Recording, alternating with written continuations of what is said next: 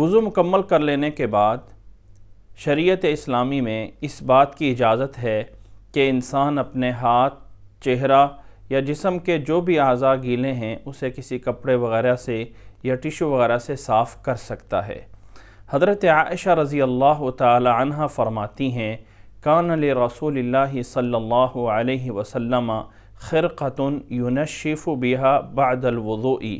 اس روایت کو امام ترمذی رحمہ اللہ نے 48 نمبر پہ بیان فرمایا ہے کہ اللہ کے نبی صلی اللہ علیہ وسلم کے پاس ایک کپڑا تھا جس کے ذریعے اللہ کے نبی صلی اللہ علیہ وسلم وضو کے بعد اپنے اعضاء کو صاف کیا کرتے تھے۔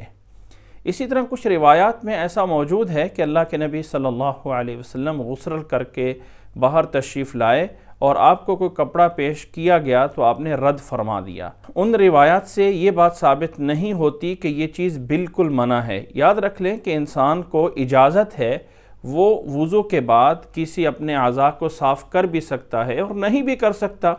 اللہ کے نبی صلی اللہ علیہ وسلم سے جب یہ روایت حضرت عائشہ رضی اللہ تعالی عنہ والی ثابت ہے اور حسن درجے کی روایت ہے تو اجازت ہے، لیکن ایسا نہیں ہے کہ اس کام کو کرنا ضروری ہے یا اس کام کے کرنے پہ کوئی گناہ ہے۔